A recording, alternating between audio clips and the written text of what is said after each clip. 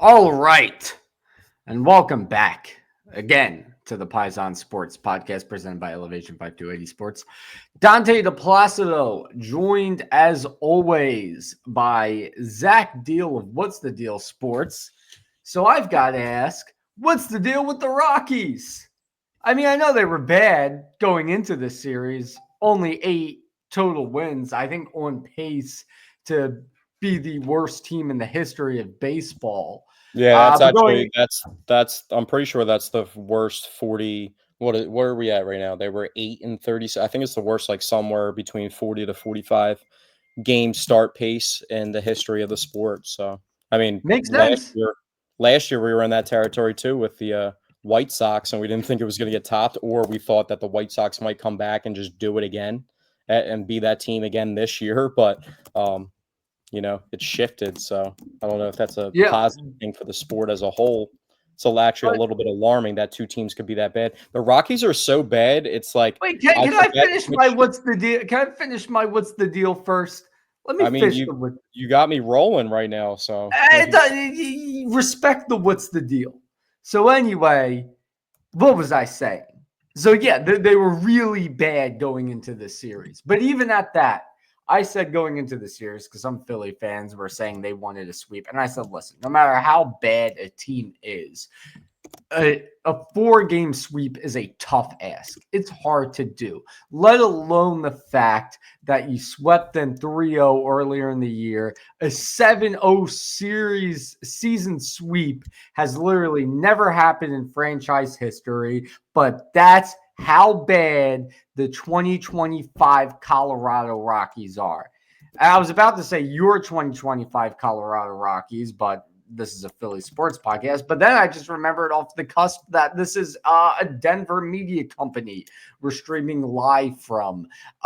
So yeah, that to actually is anybody, funny. So you might have actually just saved me some money in my pocket by cutting me off about the tangent I could have went on about the Rockies. But well, you know what? I'm going to throw it back out the window because to anybody from Elevation 528 Sports who might be watching, your team stinks. You're terrible. You don't know how to play baseball. It's an embarrassment to watch.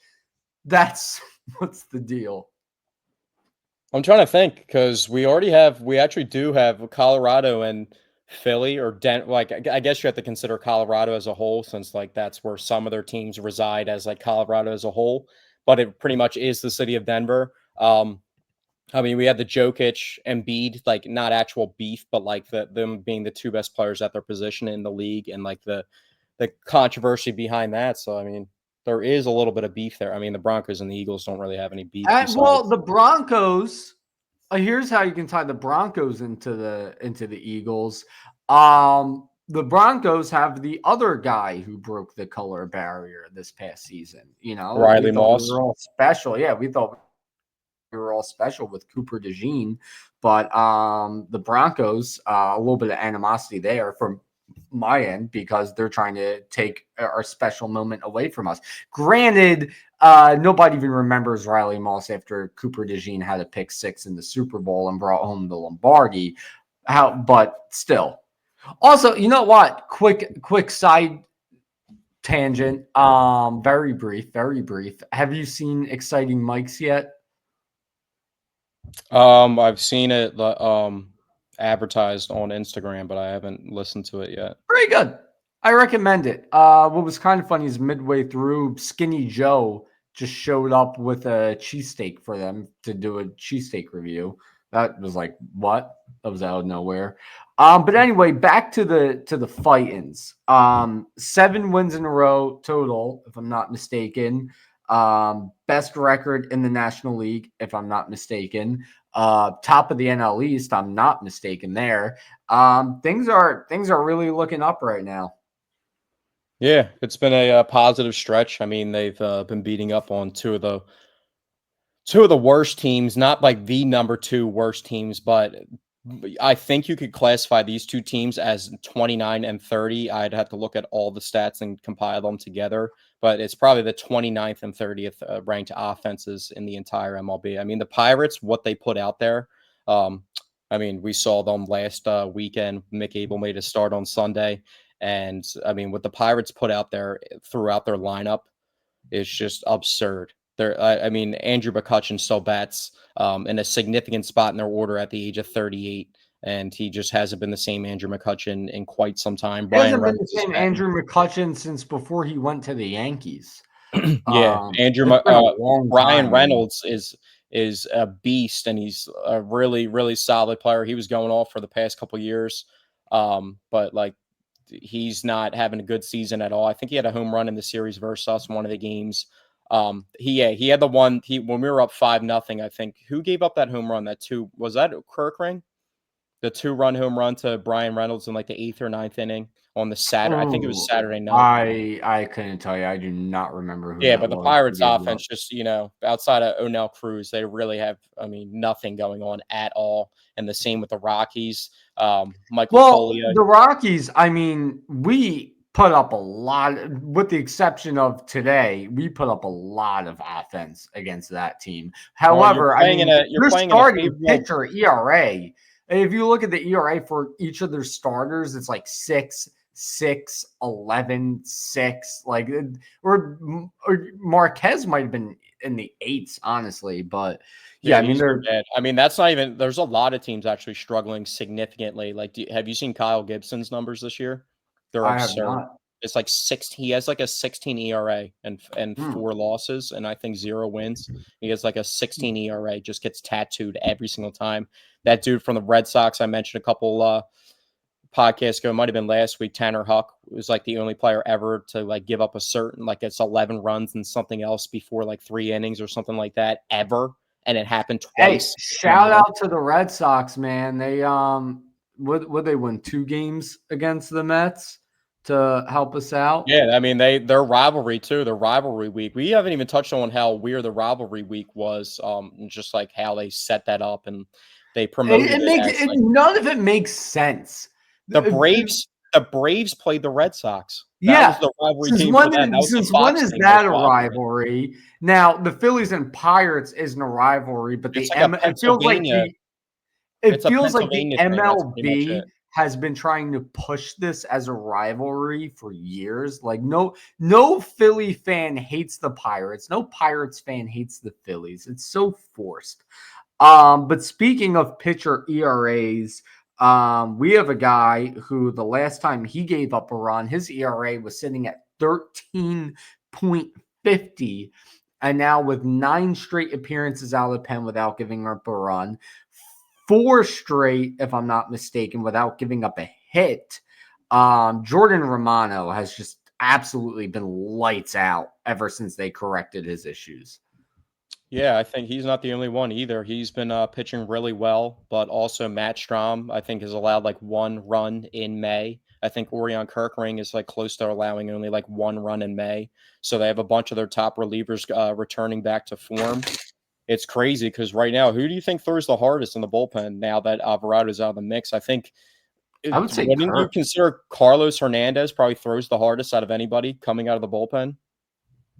I would kind of advocate for Kirk, but Yeah, I think the velocity of Hernandez has always been more consistently higher than Kirkring's. looking at Kirkering's numbers, yeah, he's only given up 1 run in May. His last run given up came on May 6th against the Rays. And before that, it was April 29th against the Nationals. His ERA has gone down to 4.0. One more scoreless appearance out of the bullpen would finally drop him sub 4.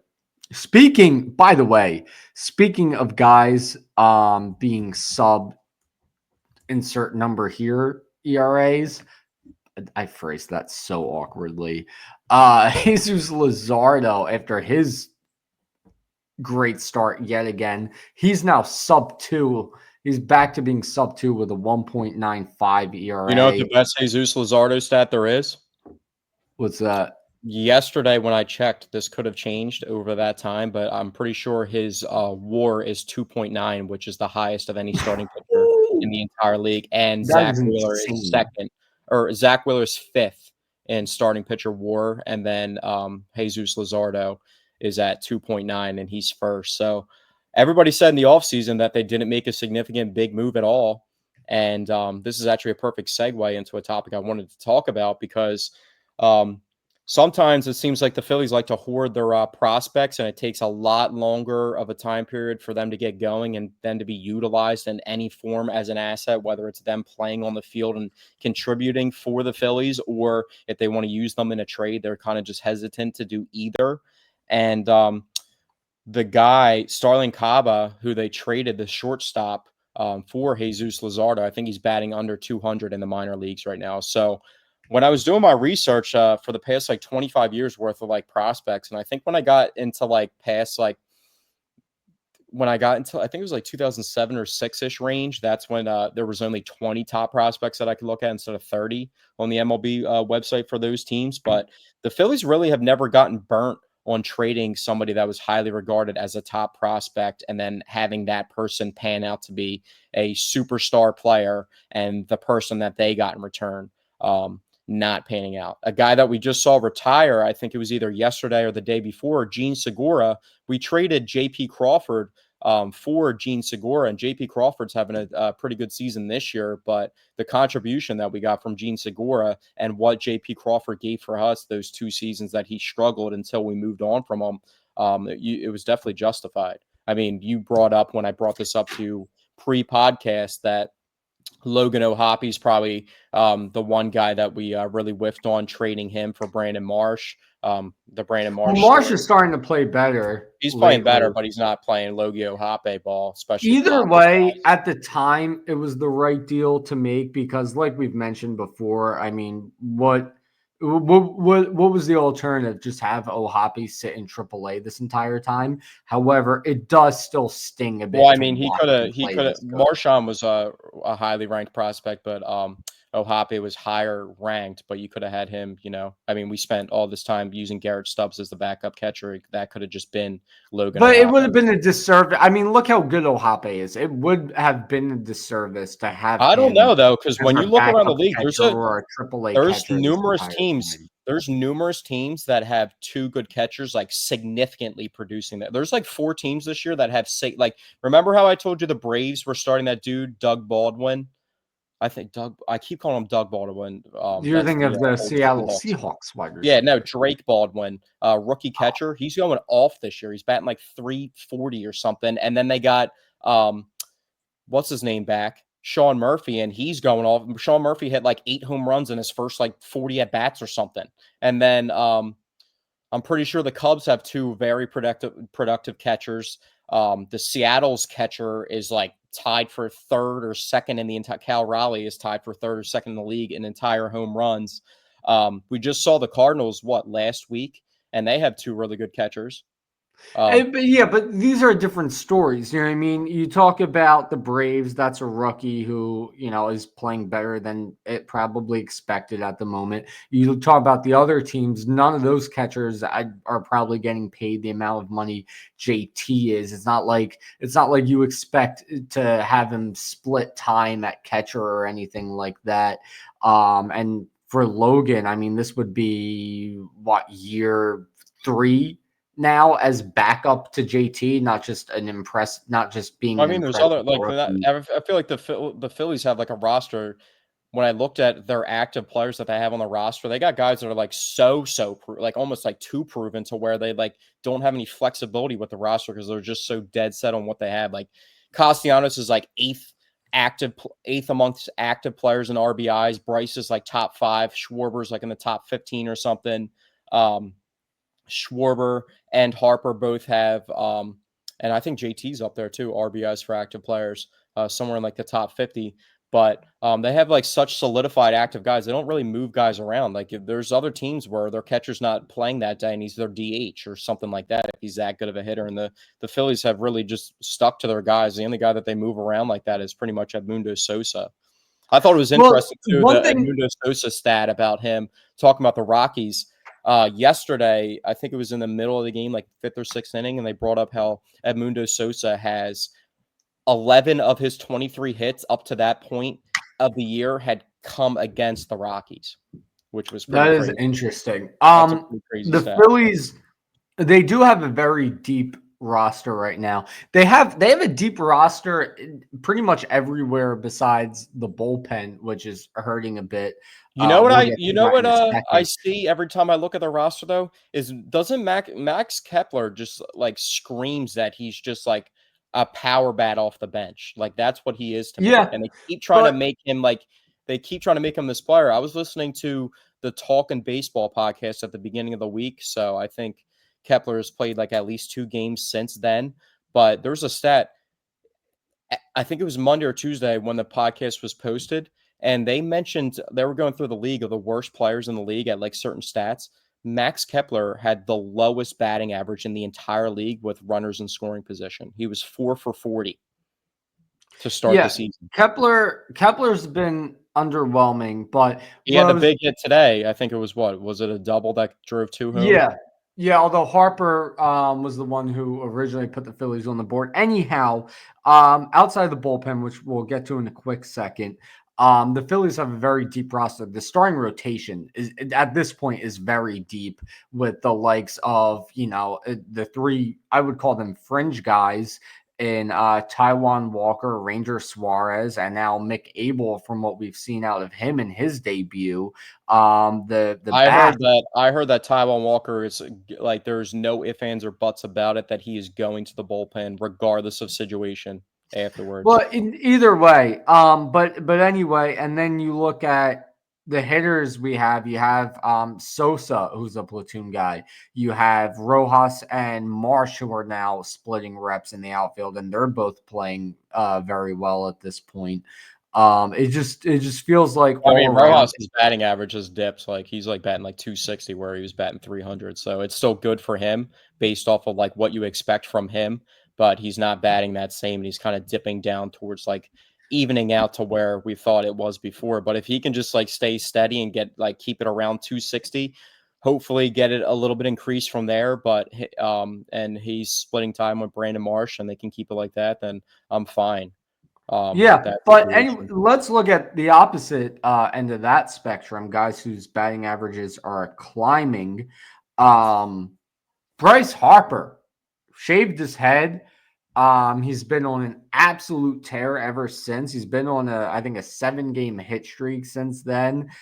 He's batting like well above 400 in that time span. He's gotten a home run. He's racked up a ton of RBI into the 30s now. He's really, really starting to pour it on. Yeah, he's been solid. I think I'm trying to think of what I forget what people were saying. Like he was like a lot of people thought with Bryce Harper, it just like was the first time we've really seen his timing was off. Like he's, it's not anything like mechanical wise with the swing outside of his timing was just not correct. And he was struggling a lot with fastballs too, which was weird. But he's definitely starting to pour it on a lot. I feel like with the lefty bats at the top of the lineup, doesn't it feel like, not to get off topic, but doesn't it feel like Bryson Stott's been sitting for the past like week? He's been sitting a lot of games. It's almost Yeah, like we he's sat haven't. at Yeah, like what we 3 or 4 haven't games. really seen much of Stott lately. Now that you say Bryson that. Stott just got interviewed the other day, so that's why he was getting interviewed by WIP. And I was listening to him talk, but they were saying like, oh, he's not actually playing that day either. And then I looked back and there was like, he was off like 2 games that week too.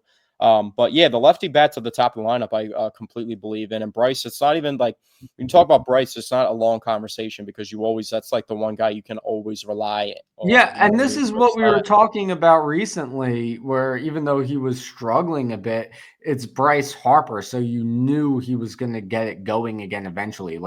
He's earned that level of confidence, or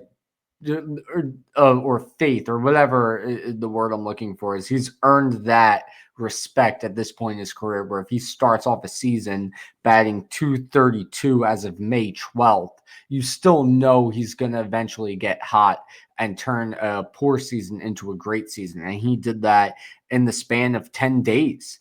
May 12th, he's batting 232. He has, if I can do some quick math here, 2, 4, 6, 7, 8, 9. He has 23 RBI and he's batting 232 as of May 12th. Now, as of May 22nd, he's batting 275 with 32 ribbies. So he's really turned his season around in just a short period of time. And another guy I want to talk about who hasn't turned his season around but is continuing to pile on to a monster season is Kyle Schwarber. He's continuing to light it up, man. He had 2 homers during the series at Coors. I have a I was topic. so I wrote this topic list out on, I think, Monday or Tuesday, because I didn't know when we were going to do the podcast. And a topic on here is Schwarber's closing in on 300 home runs, and I still have it written. And then that just shows, like, I have it written as a topic, and then he's already 2 yeah. past it. Like, it's already, Yeah, that's already. it's insane. The fact he's still plus 8,000 in the MVP odds is absolutely absurd to me. I'm not saying he should be the MVP favorite or anything, but plus 8,000 for a guy who's tied the National League lead in home runs at the moment, tied for the MLB lead in home runs, who has an on base percentage that's as high as it is. I don't get how he's plus 8,000. And given that he's a proven hitter in his career now, a proven home run hitter, I think plus 8,000 is just insanity to me. Yeah, what's crazy too is I was looking at some playoff stats, and Kyle Schwarber, I mean, it's a lot to ask, but if they make it as a wild card team, it actually might be possible. Kyle Schwarber, if he hits 8 home runs, he'll be the all-time leader in playoff home runs. I think he'll be tied with Manny Ramirez for the all-time lead. Like not Phillies all time. No, literally all-time in MLB history. You know who's You know second? what? You know who's Right second? now, sorry, what was that? Do you know who's second?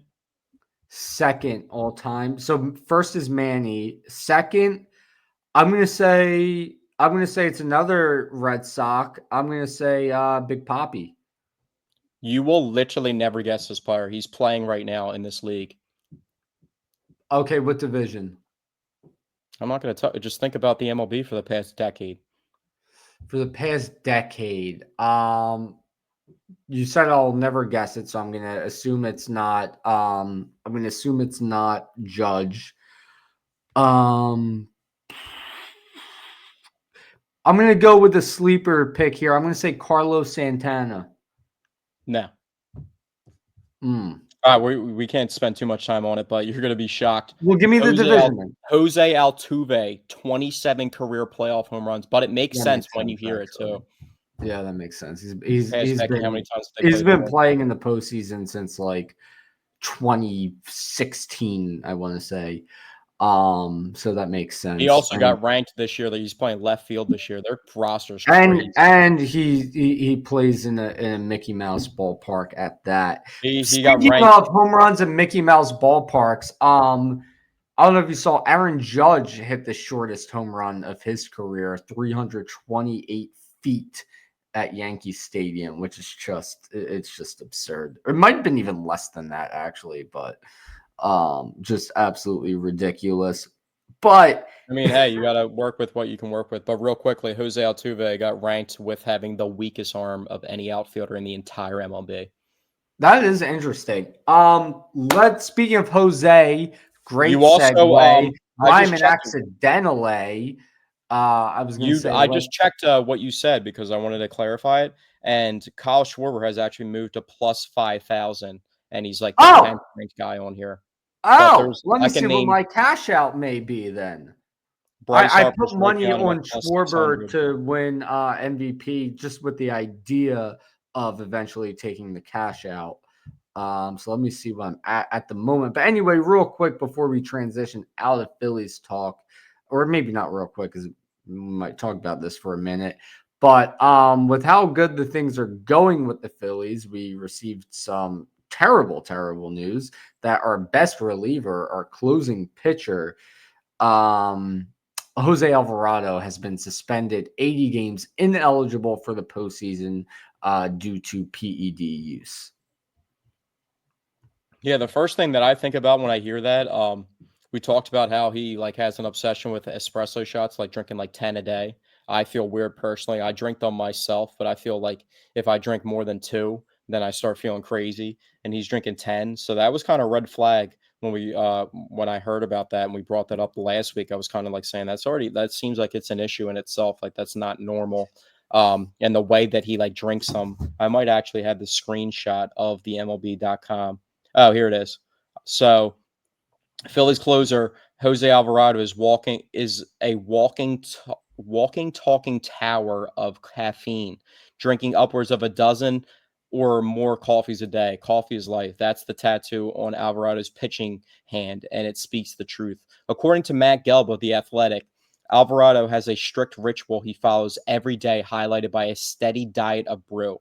6 espressos when he wakes up, more coffee before heading to the park, pregame coffee in the clubhouse, heads to the bullpen in the 5th inning, have first bullpen coffee espresso, towel drill on bullpen mound, does his exercises, another coffee espresso, throw bullpen session, final coffee espresso in 7th inning, final warm-up pitches, enters the game, and, does his thing. Rinse, repeat, rinse. By the time Alvarado is done throwing 101-mile-per-hour heaters and ridiculous cutters past overall batters, he's so jacked up he can't contain himself. His celebrations on the mound have become just as legendary as his love of Casa Brews, the unquestioned Cadillac of espresso machines. And it's impossible to argue with the results. So that was an Instagram post that I saw from Clutch Points. So that's alarming that he has that issue with espresso shots, or feels the need that he needs to drink that much caffeine. And it just seems like he, doesn't really take care of what he actually puts into his body. And it's really lazy too. It was also said, I know there's like a language barrier, but apparently he just kind of like left the team after that happened, didn't address the team at all, didn't address his teammates or anything like that. I also heard I'm drawing a blank. I don't know why. Rob Thompson say that he's going to give him a break and he might need a break. And I just thought that was a little like on character, soft comment from Rob Thompson. Those type of things that he says always piss me off. Like he's just so tentative, and it's always like, it always seems like the way he defends his players almost like makes them the victim when they mess up. Dombrowski, though, on the other note, more so sounded like it's his fault. And kind of held him accountable to it. But this is a tough blow for the Phillies because they don't really, we talked about it before the podcast. Who's the hardest throwing of the bullpen now? Carlos Hernandez Carlos Hernandez, I think, throws harder than Orion Kirkring. Kirkring's got good stuff. But they don't have a lefty solution in-house. No, absolutely not. And it's funny because earlier in the season, people want to use Ranger in that role, and Ranger's in a contract year. And at the end of the day, if Rangers asked to go to the bullpen, I think he will. He's a team type player like that. And you see now, it's not a good look to say that you're not going to play a position like the Rafael Devers situation with the Red Sox, even though he's been coming up large for them recently.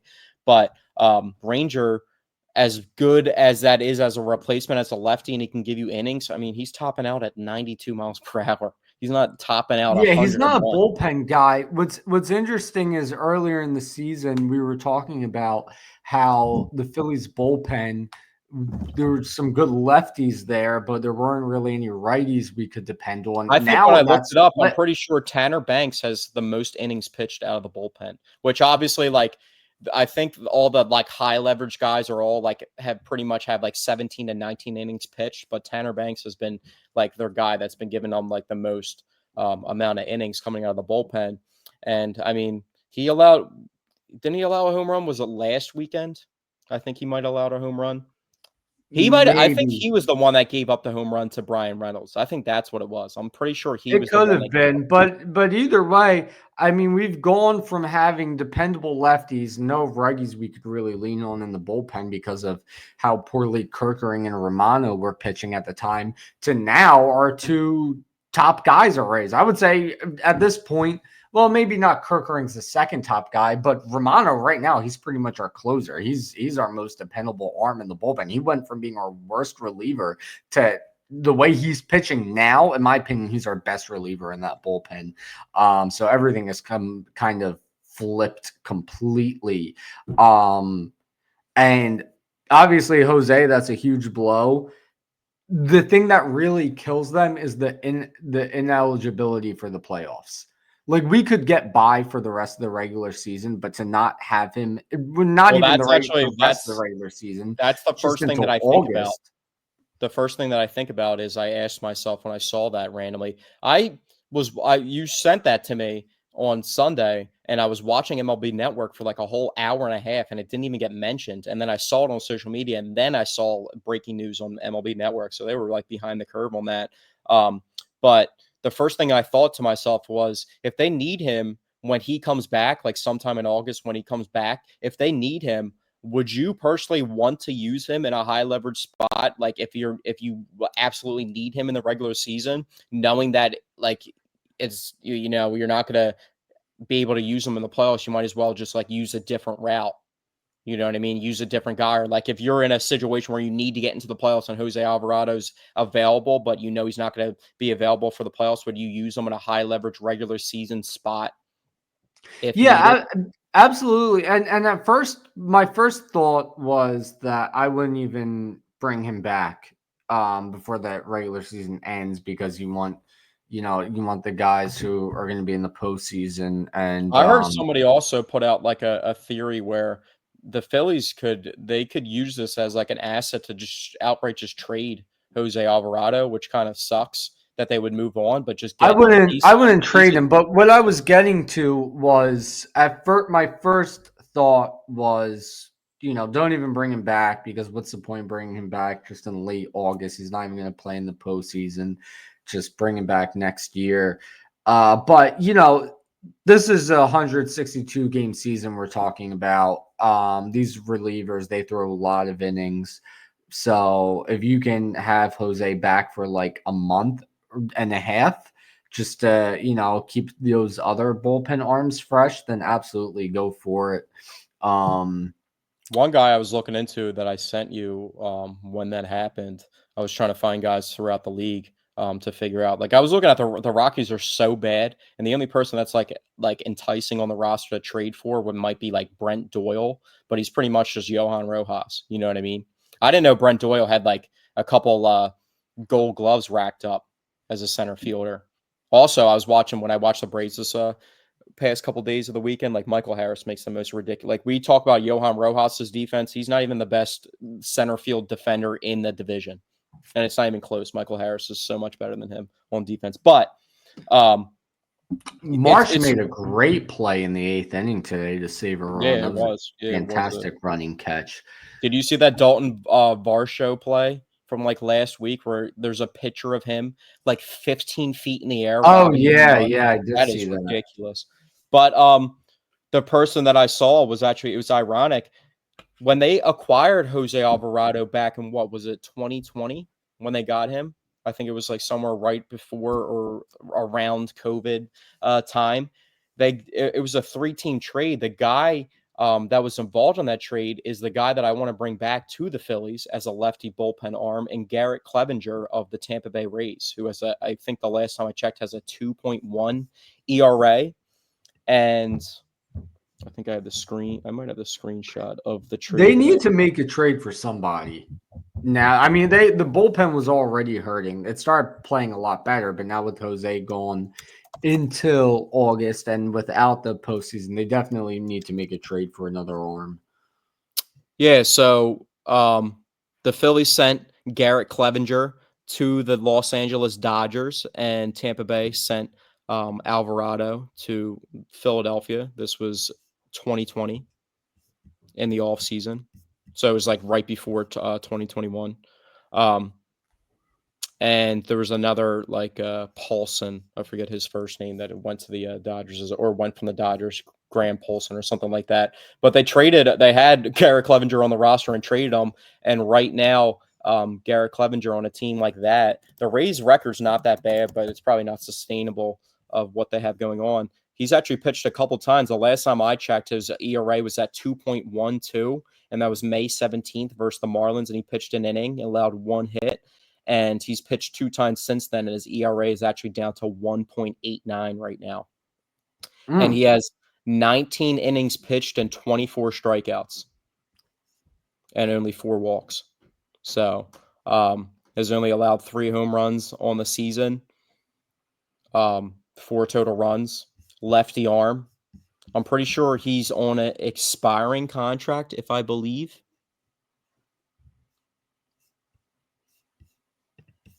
Let me see real quick about that. That could be a move the Phillies. Yeah, he's on a 1-year, $1.2 million contract.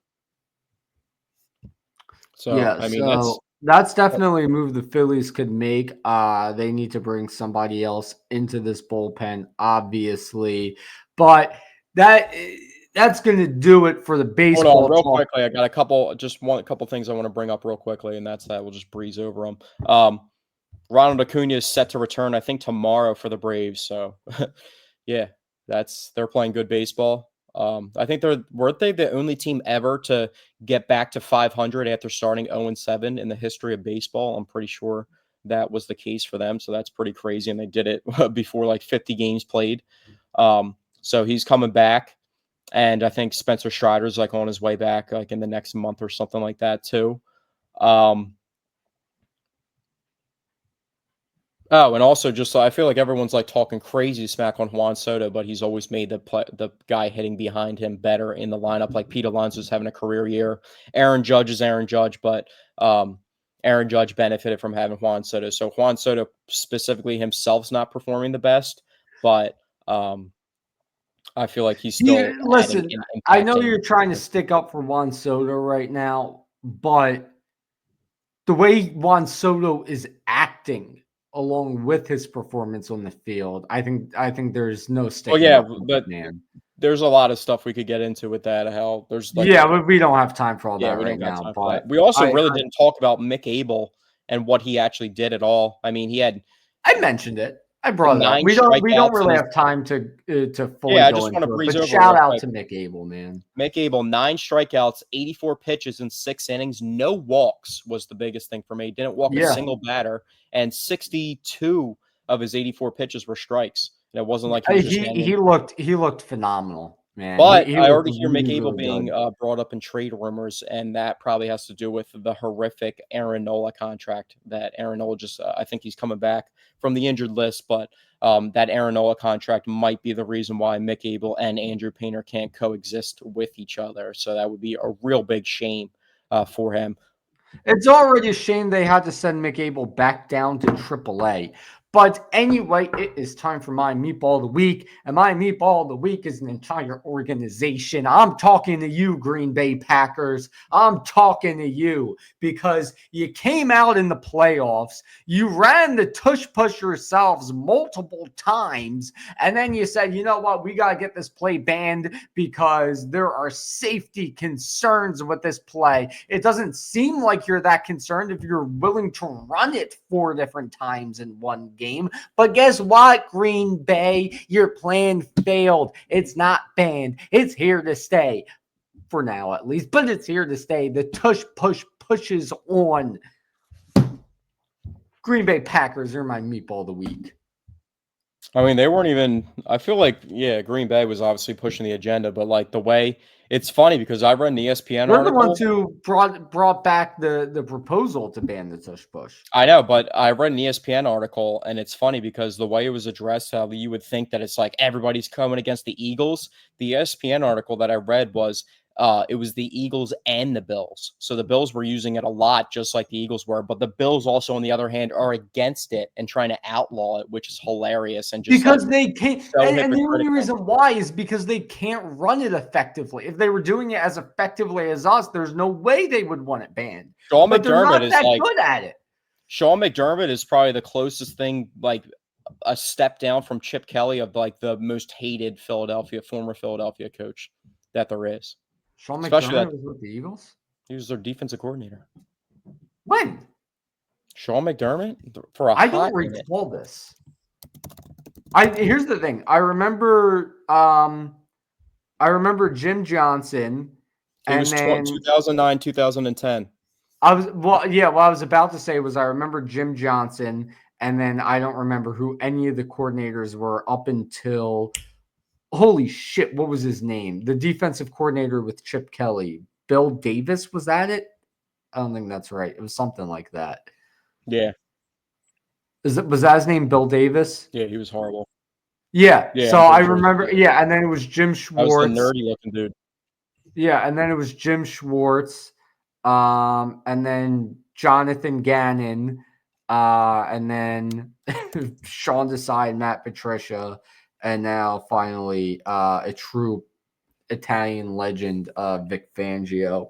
So yeah, I didn't even realize Sean McDermott was the D coordinator at one point. Yeah, But so the teams that voted to keep the Tush Push, it came 2 votes away. There's 22 to yeah, 10. So it came which 2 votes was away the from being final passed. score of the game against the Packers in the So I playoffs. thought, like, when, like, how many times are they gonna have to address this thing? Like, are they just gonna keep bringing It's it gonna up be once it's a gonna be year? every off season. It's gonna be every off season. That's actually, I don't think that's fair. I think, like, when it gets I don't voted think on so a either, certain but I amount think of that's times. what it's going to be. I definitely think that's what it's going to be because they're really trying to get this thing banned. Goodell especially, Goodell's trying to get it banned. So I could definitely see this being a Yeah, thing listen, every I'm single not off mad about season. anybody in the NFC East voting against it because I thought that was going to happen, and That makes sense. That I makes don't want them complete as sense. allies either. I don't care. I want them to hate it. You know what I mean? I don't want them as allies, and I Yeah, knew that no. was going to happen, and I wouldn't want Dallas, Washington, or New York to even vote in favor of us. So I don't even care about them. But the teams that did vote for us to Shout keep it, out to them. the Ravens, obviously. Shout out to the Ravens. They're not really like I still root for the Ravens if I'm not rooting for the Eagles, but they're not really my second team. But obviously, the Ravens have integrity, and pretty much the Ravens are like the AFC version of the Eagles. It's pretty Yeah. much like that's the There's two another closest teams team to I each other. fuck with that voted in The favor. I forget Jets off the top of my head. voted in favor Shout out to to the keep it, Jets. so they got Justin Fields. So it would pretty stupid to like not have Justin Fields like be able to use that as a resource. I would think. Um, Dan Campbell, as much as we like beef with the Lions, just because they're probably like Shout out to Dan the Campbell. closest team to us. Like Dan Campbell's a very respectable, likable coach, and you would think like OG traditional guys like him and Mike Vrabel aren't pushing something out that has been made so good that other teams can't stop it. So the Patriots and the Lions both were in favor of keeping it. Shout out to the Patriots. The Browns. So this is a rare win for the Browns. We're talking about a rare W for the Browns here. I can't say shout out to them because of the quarterback they employed, but moving on. Ushador? No, I'm just joking. The Saints. So Shout out to the Saints. Kellen Moore. Even though I still kind of Kellen don't Moore. like the Saints, shout out to them. Oh yeah, that makes sense. Yeah, Kellen Moore. So that was a given. Yeah, but That was that makes a sense. given. But Jonathan Gannon turned his back. Shane Steichen That does turned his not back. surprise me that Jonathan Gannon, that slime ball, Shane turned his back. Steichen turned his back with Anthony Richardson and Daniel Jones, arguably both's best quality as a You're dead quarterback to us, for Steichen. runners. You're dead to us. They have a physical offensive line. They got Quentin Nelson. They have one of the best overall offensive lines. They have one of the best running backs in Jonathan Taylor, and they have 2 running quarterbacks competing for the job. Why would they not want? And then they have Tyler Warren, who's wearing number 84, which is crazy ugly for him on the Colts. But I they don't have hate it. Tyler Warren to push from behind. I mean, Yeah. that's kind of crazy that they wouldn't be in favor of it. But also, you got to think the coaches aren't, the Colts is actually a crazy situation. Their owner, Jim Irsay, just passed away and actually tweeted. A lot of people are speculating they don't even know who made the decision and if, like, when he passed away and the timeline of if he could have had final say over that decision. The Titans are in favor of it. So we had the first and second drafting teams in the league in favor of it. Actually, no, the Browns traded back to 5. So that is still a true statement because the Jaguars also voted for it.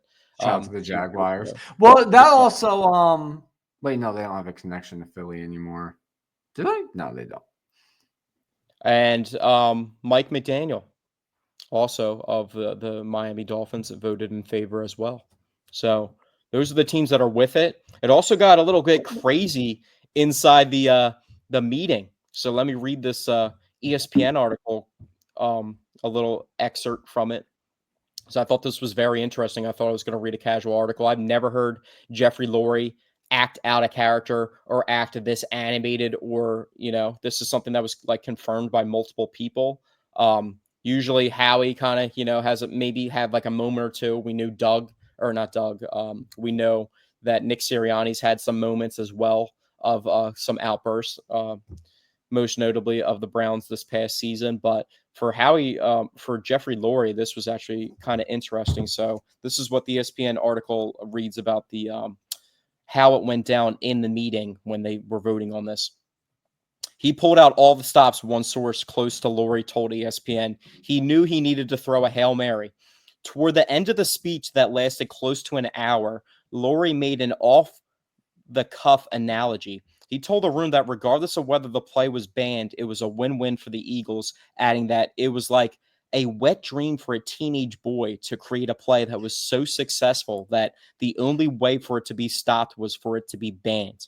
Lurie spoke for several more minutes, adding that whoever voted to ban the play would be taking liability for putting quarterbacks at risk. He criticized NFL Commissioner Roger Goodell and Executive Vice President of Football Operations Troy Vincent, which this is where it gets pretty crazy because Troy Vincent's an Eagles legend, and Lurie was around when Troy Vincent was on the roster for the Eagles. That was the era, him and Bobby Taylor, right before Sheldon Brown and Lito Shepherd took over. So he said that Lurie spoke for several minutes, adding that whoever voted to ban the play would be taking liability for putting quarterbacks at risk. He criticized NFL Commissioner Roger Goodell and Executive Vice President of Football Operations Troy Vincent for advocating the ban, adding that he has spoken to the NFL Chief Medical Officer Alan Sills at length about the play. After Lurie finished speaking, Vincent chastised the Eagles owner for the wet dream comment, specifically saying it in front of women in the meeting. Eagles assistant general manager John Ferrari and former Eagles star center Jason Kelce, currently an ESPN analyst, addressed the room next. Kelce said that he would return to the NFL if he could run the tush push 60 times in a game. Yeah, he also said that on his podcast, I think, and then somebody pointed out that he once said he hates that play. So even if Kelce was full of shit when saying that, shout out to him because that could have persuaded. Well, he's not the one that has to do it anymore, but he was undersized as well. Jordan Mailata has what been I'm saying is shout out to him for saying that, because that, who knows, that maybe that persuaded one of the teams to vote in favor of keeping the tush push. So maybe, that helped. Jordan Mailata got caught with the hot mic when he was mic'd up this year. Was it this year or last year, saying that he hated the play? Just outright admitting it. So, I mean, it takes a lot of toll. It's definitely a physical play, but I mean, if it's going to win you championships, you know what I mean? Then literally, we scored on one in the Super Bowl. And the stat is Jalen Hurts has 55 career rushing touchdowns. 33 have came from the tush push, so that is a lot. But let's talk about those 22 other rushing touchdowns that he's had that people don't like to mention, like the runs that you added some runs to the runs that I was telling you about. That people just don't bring up about Jalen Hurts. First, we can talk about the Rams playoff run this year where he breaks 3 tackles, going 50 yards for a touchdown to open the game. He had 3 rushing touchdowns in the Washington game. I think 2 might have come from the tush push and 1 wasn't a tush push. He has the 2 Saints runs from the first one, the first one in his rookie season against the Saints, and then the second one in 2021, which wasn't it was a really nice run. I forget if the one in his rookie year was even more impressive to watch. However, the one in his second game against the Saints in 2021, nasty juke move, and it put the game away. So that was a huge one. And then you fast forward Monday Night Football, week 2, 2022, when they went to the Super Bowl, he had that 40-yard run versus the Vikings where he literally gets hit at the 5-yard line and he drags like 3 guys into the end zone. Yeah, I was there for that game. Also in his rookie year, the rushing touchdown against the Cardinals, where it looked like he was going to be tackled short of the goal line, and he kind of was able to reach out for the pylon. I think he also had a nasty juke move somewhere in that play as well. He's had some really nice runs in his career, and all people want to talk about is the tush push to get himself into the end zone. as if he isn't like an exceptional rushing quarterback. And then even if they were to give him credit for running with the football, then the narrative would be that he's just a running back. So, I mean, this is just NFL fans in a nutshell. What I want to talk about before we move on from the Tush Push, I want to talk about two things real quick. One, any team that voted against the Tush Push, that voted in favor of banning it, should not be allowed to use it now. It should be banned for those teams only. Because if you're voting to ban it due to safety concerns, but then you go out there and you run it yourself, you clearly do not give a single shit about safety if you're willing to run it yourself. Now, if you were trying to ban it and your argument was it's too unstoppable of a play, which I think is a crybaby argument, but if that's the reason you were advocating to ban it and you ran it yourself, I would allow that, because then that's sort of well, if you can't beat them, join them sort of thing. So I don't have a problem with that if that's the reason you wanted to ban it and then you decide to run it yourself. I don't have a problem with you then running it yourself. But if you're trying to ban it due to safety concerns, it's a dangerous play, and then you're putting your guys in what you're defining as a dangerous situation, then you clearly didn't believe a single word of what you said. You were just saying it because you wanted it banned. So I think if you tried to ban it due to safety concerns, I should not see you running it next season. The Packers, I should not see you running it next season. The rest of the NFC East, I should not see you running it next season. You're all full of it. The other thing, because I was listening to the radio this afternoon, and I forget which radio host, because some of them sound the same to me. And I was only listening for about 10 minutes while I was driving to get lunch. He said the Eagles need to be petty with the Tush Push this year, and I wasn't able to listen long enough to hear what he meant, but I had a great idea. First play from scrimmage, Thursday night against the Cowboys. Doesn't matter, that's 1st and 10. Run the Tush Push, just as an FU to the rest of the league. I thought about that too. I thought about how funny it would be if like they replaced the coin toss with like a Tush Push to like determine who gets the ball in the beginning of the game. That's kind of what the XFL did in its inaugural season back in the 2000s. I hate those gimmicky. I hate that gimmicky stuff. Do you remember what they used to do instead of the coin toss? Basically, they put the football down, and then they put a player on each team, like 10 or 20 yards get the ball from the football with it in the middle of them. And basically, they said, all right, run up, and whoever grabs the football first, that's the team that gets to decide. But like but somebody tore their ACL during one of those. And that was stupid. That didn't help the XFL's case, considering they defaulted after that year. They're back now, but yeah, I think first play from scrimmage, run the Tush Push. You could make the argument. I think it's funny that people like are so caught up on the Tush Push. How many times I can count on I can count a decent amount where the Eagles were in like a 4th and 1 or a 4th and 2. And they just throw the ball 40 to 50 yards in the air to A.J. Brown. Like the Giants game. I think they might have done it in the Browns game as well. There's been numerous times. And then they also ran the variation of that sweep that they successfully did with DeAndre Swift. I don't think it worked with Saquon, but they ran that like is what I wanted to that's what I wanted to bring up with my argument for using the Tush Push for the first play of the game. Is you could make the argument, well, Dante, why would they purposely run a play that only nets them a yard or two to start their drive? That doesn't seem very productive when you're trying to get downfield and score. But to that, I say, if they line up first play from scrimmage, 1st and 10, they line up to run the Tush Push. Now, it's not like when they line up at the goal line and the other team knows what's coming, and they're selling out to stop the Tush Push. If they line up for the Tush Push 1st and 10 to start the game, then there's going to be a huge thought of they might be running a wrinkle out of this, the sweep to the outside, maybe a pass, whatever.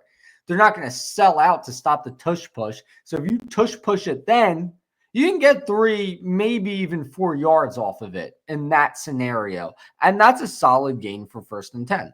No, So I don't agree with that. But I feel like that's they can I feel like we easily should get be I 3 feel like or 4 Eagles yards while we out have of the a time. tush push in that scenario. Look what Tucker Kraft did against us with the Packers. They got like 10 yards off of the tush And push. they ran a complete. You're talking about literally lining up in the formation and thinking it's going to work just because of the down in yards. They motioned Tucker Kraft across the formation from the tight end spot I under still think center. they can push But forward for we should talk while we have the time. 3. While we have the time to talk about the Eagles and the NFL. Nick Sirianni just got an extension. The years and the number have yet to Shout to come them. out, but that was pretty significant. So he was going into the last year of his deal. So I don't even know the ballpark he's going to be paid, but he has to be top 5.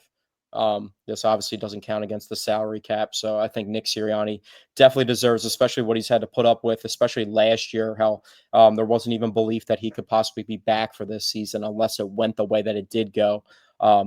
Hopefully he's reaching top 5 numbers because he was his previous contract, he was down there on the totem pole. I think he was in the bottom, like 4th of the league amongst like highest or somewhere in the middle of the pack, nowhere near the top of the pack amongst head coaches.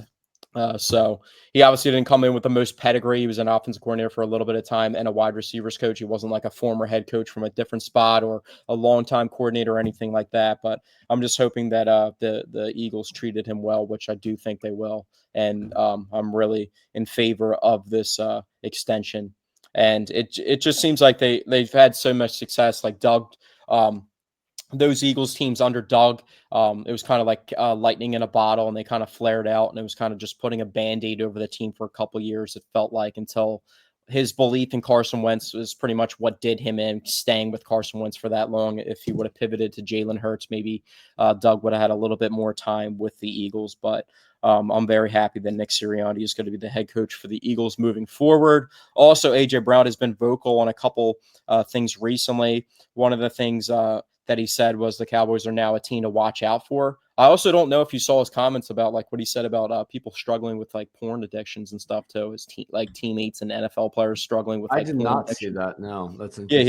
he was kind of opening up a little bit. I also saw another thing about AJ Brown where he made comments about losing his mother, but his mother hasn't passed away, to where I think he has a strained relationship with his mother. So maybe sometimes when he does, I'm not trying to speculate in any way of the imagination, but he's a pretty open guy. So I thought that was a pretty crazy. I think Nick Sirianni also was just recently talking at his press conference, talking about how his dad went through cancer.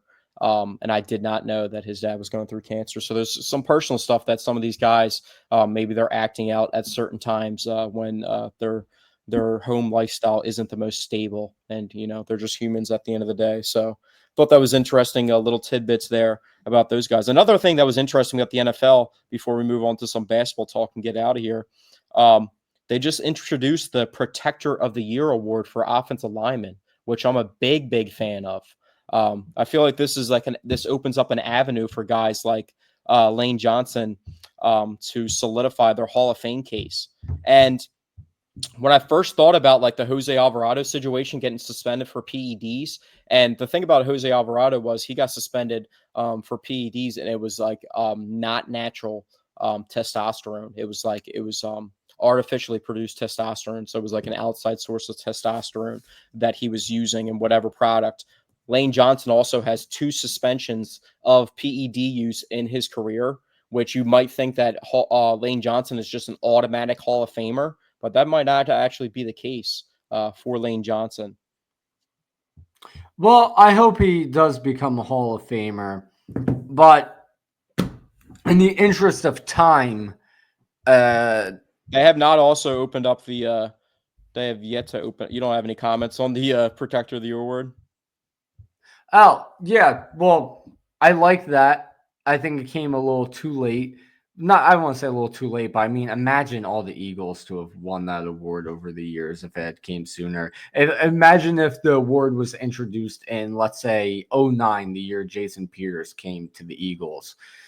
Even before that, I mean, before then, you still had the likes of John Runyon and such. I mean, we've just been loaded with so much legendary offensive Is it talent. actually? It might be actually for the Eagles paying what 4 contracts for their 5 offensive linemen, gigantic contracts. It might actually not be positive because it might be a money strategy for offensive linemen to get more money out of the Eagles by saying, "Hey, look at my accolades. I won Protector of the Year this year." You know what I mean? That is a But good I'm point. happy But I for them as mean, but players. look at all the Eagles who have could have possibly won that award over the years. John Runyon, Jason Peters, Evan Mathis, Jason Kelsey, obviously, Lane Johnson, obviously. John Runyon was good, but he would never win that award. Maybe He's not. But Jordan Mailata,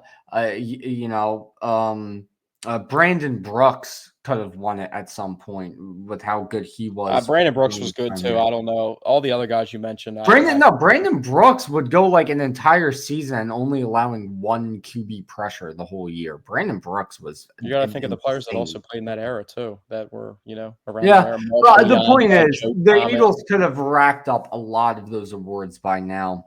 But in the interest of time, I do want to share, just to segue us here, I do want to share a tweet somebody posted that I'm just seeing that I think is pretty amusing.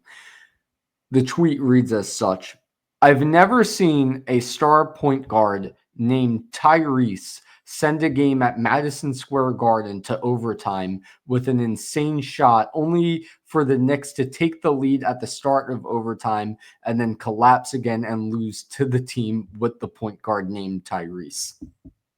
I hadn't even made the connection to that game last year because I shut that entire playoff series out of my memory. But Yeah, sadly, that's a shot that probably is going to be remembered, but really isn't that important in the history because it didn't really. Yeah. It's sad, but yeah, that's a sad situation for the Sixers. Tyrese Halliburton. I mean, you want to talk about whiffs in the Sixers organization? He wasn't that player, but he was also a guy that I remember around the draft with Tyrese Halliburton. Everybody was saying that this is the most slept-on dude in the draft, and I was like, I mean, I'm hearing this from like almost everybody that I'm looking into that puts out draft information, and then. It's pretty good, and the Kings traded him after his rookie year, and they also offered him to the Sixers with multiple first-round picks, and I think on top of that, Buddy Hield was on the board as a younger player that was a top lottery pick not too long, like around the time where that trade would have happened, and I think there was another forward that the Sixers could have had in that trade, but they shut it down. Obviously, at the time, Ben Simmons was great, but there was question marks about his shooting and his attitude, and you saw the Sixers are paying for it now. And Tyrese Halliburton has reportedly been getting texts from Joel Embiid throughout the playoffs telling him to be more aggressive. And I just think it's funny, as much as I love Joel, but Tyrese Halliburton has made it further than Joel in the playoffs 2 straight years than Joel's ever made in his career. So I don't even know if he needs Joel's advice in the playoffs. But it's just like, the dude is just ridiculous. Like what he did to the Cavs on that step back, like he literally scored. He was at the free throw line, hits a free throw to make it a 3-point game. Or no, they're down by 3, hits a free throw to make it a 2-point game, and then bricks the second free throw, gets his own rebound, runs the ball to the top of the key, and then hits a step back 3 with 1 second left. Like the dude is just absurd. It's just absolutely absurd. He is, but I do want to talk about the real star from that game last night, the guy who really brought the Pacers to overtime, and that's, I don't know if I'm pronouncing his last name correctly, but Aaron Naismith. You remember Aaron Naismith you remember Aaron Naismith and how he just like would get like periodically used early in his career by the Celtics in his rookie year, and he just I don't remember that. wasn't But really he an hit asset like for them. what? He hit like what, 6 threes to help send that game to overtime. It Their was like lineup every trip down is the court. crazy underrated. They got the other kid, Andrew Nembhard from UConn or Gonzaga, one of just like the top college programs, and he's extremely solid for them. They have a really good athletic wings on their team. TJ McConnell holds it down for the second unit. I mean, they have a lot of Pascal Siakam. Yeah. Miles Turner has like turned his career around as one of the better centers when he was floated around the trade deadline. So a team like that is what you're probably They're looking to stacked, build your man. team It's a like in the stacked NBA. roster. It's That's a stacked probably what roster. and Obi Toppin's like a former Knicks lottery pick is just running around on their bench unit, just like dunking on. Like, did you see the dunk that Obi Toppin had to like end the game yesterday? It was No, like I this didn't see that. ridiculous double clutch and one dunk in New York, the team that drafted him in the lottery. Like, when you look at a roster, that's the team that you want to play like and build your roster like. And I mean, they play with the fastest. I mean, their name, the Pacers, they play with the fastest pace in the entire league. They're just one of those teams, man. And it's undeniable now that they're like the team where the totem pole of the East of where the Sixers have to match up now. The Bucks are going to fall off. Damian Lillard's not going to play for another year or two. Same could be said about Jason Tatum, and they're already thinking about getting rid of some of their supporting casts. I've seen Derek White get rumored around to different places, but the Pacers are that team, along with the Knicks, probably that maybe the Magic that you would put in the category as like the Cavs as the future of the top of the Eastern Conference in the next couple of years, and like you Yeah, would be building a team to beat those type of teams in the near future. absolutely. Now, what was the final thing I wanted to say? Oh yeah.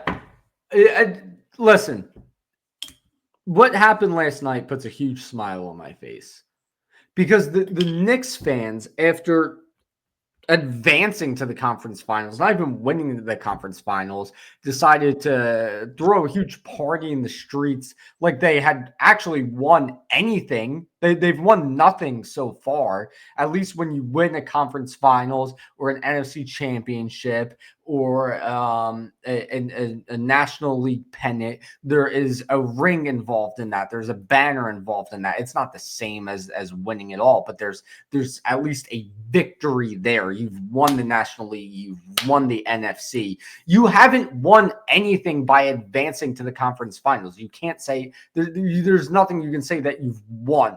And you threw a huge party in the streets. Once again, New York is trying to be like Philly.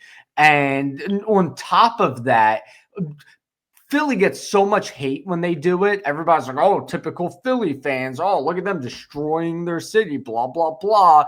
And then New York does it. It's like, whoa, New York fans are different. Like, shut up. Like Or you're it adds so insult to quick to injury. come at us for that kind of shit, and then you praise New York for it. Not only that, you crucified us for taking a fan's hat off of his head, and then the New York fans film themselves jumping somebody, and everybody's like, "Oh, New York is different." Tyrese Halliburton, what, dude? That's not as bad as taking a hat off somebody's head. You'll celebrate jumping somebody and throwing trash at them, but oh, God forbid you remove a hat from somebody's head. It's a clear bias against Philly. It's a clear biased love for New York from the masses. Like, I don't get why people are so infatuated by New York. It's a garbage city. Okay, all right. You're going on a crazy tangent. You know, you're getting a little bit too passionate about it. Tyrese Halliburton. Because Actually, it pisses me off. I know, but we got other stuff to talk about instead of going on that tangent. Well, we got to wrap So, this up anyhow. Tyrese Halliburton has flown that fan out to, I'm pretty sure, game one. So that fan watched that game winner from Tyrese Halliburton. Good for him. Flew him out to the game for him. in New York. And Tyrese Halliburton also did the choking, the Reggie Miller choke that was infamous versus the Knicks back in the day. So I thought that was iconic too. But I also thought real quickly what I could go on a tangent about, but I'll just keep it brief. I heard people Sixers fans advocating that you must root for the Celtics in the last round versus the Knicks, which I thought was the dumbest thing I've ever heard in my entire life. If you rooted for the Celtics in any form or fashion as a Sixers fan, and if you weren't absolutely crushed, like people just like, oh, I don't care about the Sixers, blah, blah, blah. Like, cool, you can go sit in that corner if that's how you care. But for me, as like a diehard Sixers fan and just Philadelphia sports fan, to watch the Celtics win the NBA Finals last year was almost just as bad as watching, if it ever happens, the Cowboys winning the Super Bowl. So for people to just brush that off like that wasn't a horrific moment, That sucked, but it would The pay me a Celtics lot more to literally, watch the the Celtics Cowboys winning win. the NBA championship is worse than the Braves winning the World Series, and when the Braves had just done it recently. Yeah, And that's not even I close. can agree with that. I can agree with that. I wouldn't put it up there with the Cowboys winning another Super Bowl, but I can agree with it being worse than the Braves winning it. And I think it's recency bias from a lot of Sixers fans. I think it's just because we lost a playoff series to the Knicks most recently, even though we lost like 3 to the Celtics before that. Actually, yeah, 3 in the Embiid era that Yeah, we've lost to the the Celtics, and Celtics have beaten then us we like lose 5 to the times in a Knicks row. more recently, and it's suddenly the Knicks are the bigger enemy. Like, get out of here. Yeah, it doesn't even, I mean, it was just like kind of beef with New York sports, but And the this is Knicks haven't something. won since haven't won since 1973. You know what I mean? The It's not Knicks, like the with the Knicks had Celtics the pouring on to their many rings and when their the many Knicks got to the success. conference finals again, they actually lifted a drought that was longer than the Sixers conference finals, which pushed the Sixers to the third longest drought in the entire NBA. The entire Mm, NBA of conference finals, not making it to a conference finals, which I thought that's was kind of crazy. But embarrassing. before we get out of here, I had to pitch an idea for Daryl Morey to get back on the good graces of Sixers fans. So I would assume that you've heard a lot of rumors about Kevin Durant recently and using the third pick on him or Lauri Markkanen. Those are like the two biggest rumors with the Sixers. I've also seen um, Nets fans and some people nationally trying to push like the Sixers trade back with the Nets, get a couple first rounders and Cam Johnson and give the Nets the third pick, which I thought was so stupid. And the Sixers get net like 2 back end first out of it and Cam Johnson, which I'm so good on that trade. But one trade of a guy that kind of is getting rumored, a team that's kind of in flux. They just hired their interim coach after firing Mike Malone at the end of the season. The Denver Nuggets, who won an NBA title, have one of the best players, if not the best player in the world, on the roster. But they kind of seem like it might be getting dry. And even though they went into Game 7 versus the number 1 team in the league with Jamal Murray having the flu, Michael Porter Jr. having a significant shoulder injury at the time, and Aaron Gordon playing on a grade 2 hamstring strain, which was absurd, and then having Russell Westbrook in your rotation, having all those factors for them to even compete in that game was just crazy. But Michael Porter Jr. Has been kind of floated around with trade ideas in the offseason. He's on a contract that's making $35 million a year. But not on top of that has much like we talked about before how much I wanted the Sixers to trade for Michael Porter Jr. I Not wanted trade them to for him. draft him. I wanted to draft him. That's what I was trying to say. I wanted to draft him. They ended up not doing it. But I ended up finding an article seeing if there was any rumors tying the Sixers and Michael Porter Jr. at any point in time recently amongst trade. But I came across this so that it was interesting that actually tied the Nuggets to Paul George last offseason. So according to the report, while the organization has discussed a potential extension for Porter, there was also talks of potentially including him in a deal for Paul George this past offseason. Naturally, this was when Paul George was on the Clippers still before he signed to And Philadelphia. when he had a lot more trade value. Naturally, this led other reporters to look into the availability of Porter as well. Here's more from Mark Stein and Jake Fisher. League sources say that the Nuggets have indeed weighed whether to trade away Michael Porter Jr.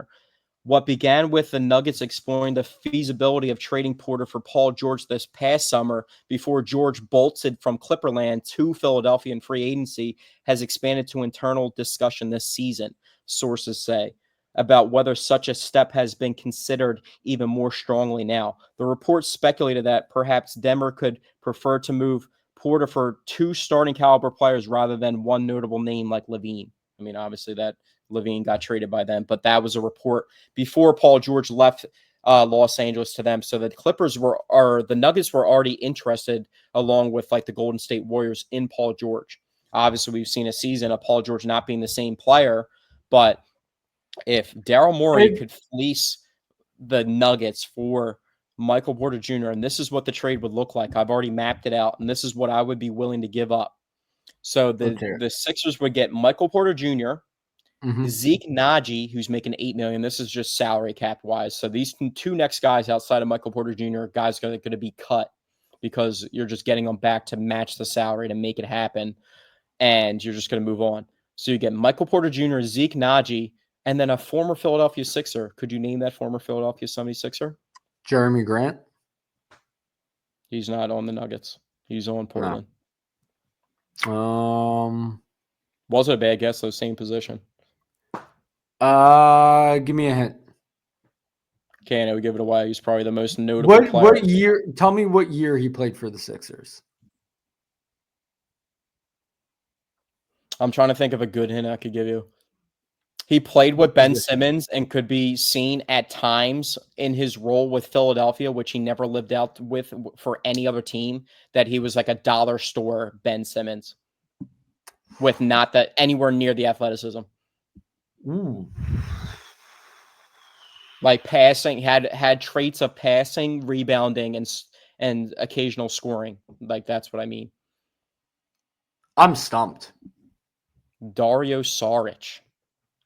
Okay, I've never heard Dario get compared to. He's dropping like triple doubles back in the day. With Ben Simmons, like yeah, but still, I mean, not the. I know. I was kind of stretched there. Yeah, I forgot Saric is on the Nuggets now. Okay, and then making what $5 million. Would we give up other than Paul George in this scenario? So, and that, like, with that salary cap matching, it's crazy. You literally can't do anything else. This is like the only possible Michael Porter, Paul George trade you can make because the salary match literally is matched to less than $700,000. So you literally, I was trying to add. But did you have us throwing in any picks in this scenario? Yeah. Okay, well, let's get to that. So trading number 35, which is our second rounder, which is a high second round pick, which is close to a first round pick value. And then the 2028 first rounder that we got in the James Harden trade as a swap. So if we like, they can swap us for a better pick. All right. And I mean, I would do that in a heartbeat. And Paul George. Yeah, so that's easily. I mean, I would do that in a heartbeat. I was worried you were going to mention the number 3 pick because some people had us throwing in that pick in trade scenarios, which I think is stupid. But I love Kevin Durant, and he's Kevin Durant, top 15 player of all time. And I wouldn't be mad if they traded it for Kevin Durant just because it's Kevin Durant. But any other player, I'd be livid about unless it was like Jaylen Brown or something. But he's kind of getting floated around in rumors too. But I would actually consider and probably trade the 3rd pick, depending on what else I would have to give up to for Michael Porter Jr. I would do that. Yeah. But anyway, I gotta get going. So that's gonna end things here. But Daryl Morey, listen to Zach Deal. Yeah, that's the best possible trade I could see benefiting the Sixers. They reset the championship window. He's like 26, turning 27, I believe. And you could pair him with Ace Bailey. You would have a starting lineup of. And you got a 6'10", Bailey that combats the small guards, the small guards that you have. I would even consider. There's going to be too many mouths to feed at one point in time. I feel like when I was looking at trying to make trades with the Sixers, it's probably going to come down to if they add Ace Bailey and they make some sort of trade. It's Quentin Grimes and Kelly Oubre, I don't think can coexist on the same roster together, but I feel like Kelly Oubre could provide a good amount of trade asset value for a team on a cheap contract. So possibly. But yeah, that'll wrap it up for episode 99 of the Paisan Sports podcast. So next episode will be episode 100. So that's exciting. Nice little milestone for us. Yeah, we'll keep up with the Phillies. Hopefully we'll get some better competition. I haven't even looked at who they're playing next week, but we'll have a better tell of what's going on. Hopefully everybody enjoys their Memorial Day weekend. Maybe we'll have some Sixers news next week. And yeah, that's pretty much it. I don't really see there being any Eagles news, maybe a back end signing or anything like that, but we'll see. But thank you guys for tuning in to episode 99.